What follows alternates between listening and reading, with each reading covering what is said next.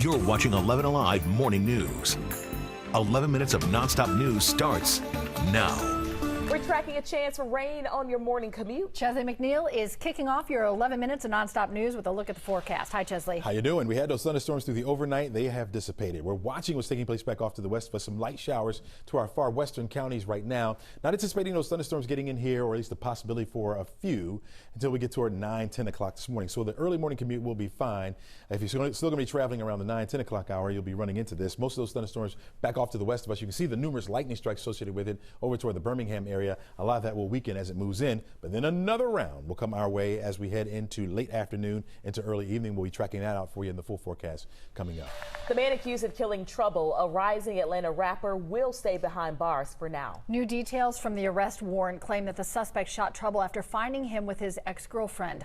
Molly Oak is digging a little bit deeper in all of these documents for us this morning. Molly, what'd you find? Well, Cheryl, Aisha, the man facing multiple charges, including murder, Jamichael Jones, and his girlfriend of 3 years, broke up about a week ago. Arrest warrants say Jones broke into her apartment in Conyers early Sunday morning. The woman told deputies that she and Jones previously lived together, but he left after she says he hit her during an argument. In the warrants, investigators say once inside, Jones found his ex and Morel Orr, also known as Trouble, asleep in bed. After allegedly punching his ex in the face and fighting with Orr, warrants say Jones pulled a gun, shot Orr, and then left the apartment complex just 7 minutes later. Right now, Jones will remain in jail. A judge denied his bond yesterday, just hours after turning himself in. He faces felony murder, aggravated assault, and home invasion charges. He's due back in court next week. Aisha. Parents are calling on police and state officials to investigate a preschool after 2 teachers are caught on camera abusing students. If you're getting ready to send your baby to daycare, this is going to make your stomach turn. It happened at Parker Chase Preschool in the primary B classroom last week. Parents say they saw one teacher leaning into the faces of 2 preschoolers. Then a second teacher walks up behind and steps on a child's hand that you see right there. Moments later, she kneed a child in the back.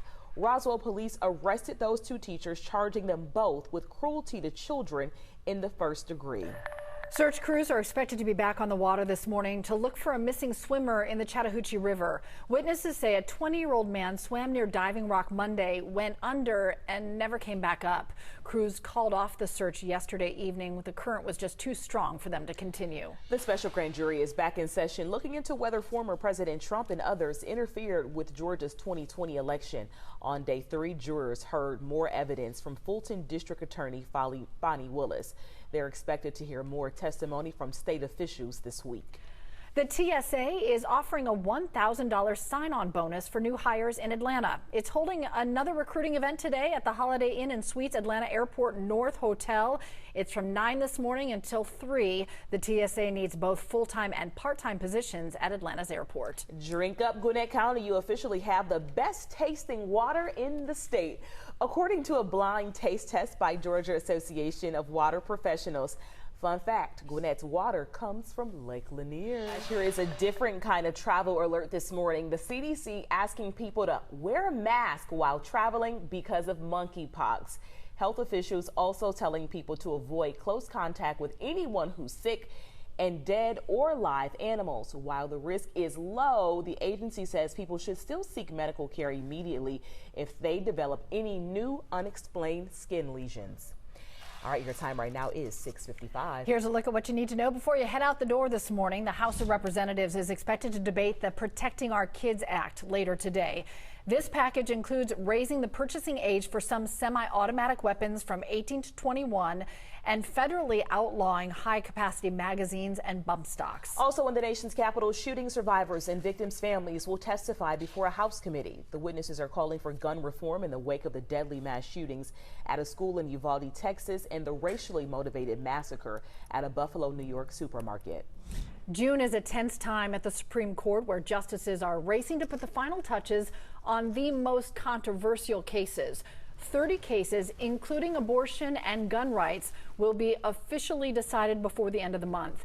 At least one of those cases will come out today, according to the court's website. President Biden will join Vice President Kamala Harris today in Los Angeles for the Summit of the Americas. The president will address COVID-19, the economy, climate change, and migration. Biden will be the first U.S. president to attend the summit since 2015. All right, we're tracking a couple thunderstorms off to the west of us over central Alabama. We'll be sliding down to the south and east, but will impact our area by the time we get to mid-morning. By noon today, a few scattered showers will be around. 79 degrees will be the temperature. Late afternoon, and this will be after 3 o'clock, we're looking at another round of scattered thunderstorms impacting our westernmost counties. Could be strong to severe. 84 degrees by 3. We'll get up to 86 and down to 84 by 6 o'clock when you're driving home. Congratulations to 2 Georgia Paralympians who competed at the 2020 Summer Games. Amanda Dennis from Peachtree City and Matt Simpson from Smyrna have been named as goalball sports ambassadors. The U.S. Association of Blind Athletes chose them to travel the country spreading awareness and helping expand opportunities for other athletes with physical disabilities. Goalball, by the way, is the most popular team sport for the blind and visually impaired. Team USA dominates. They've won a world best 12 Paralympics and 11 World Championship medals. Wow, that is impressive. Yeah, I like that. Right. Absolutely. A big trophy case. I like that. Yeah. Go USA. Go. Chesley, keep watching the weather, and you'll be watching the Today Show next. Have a great day, everybody.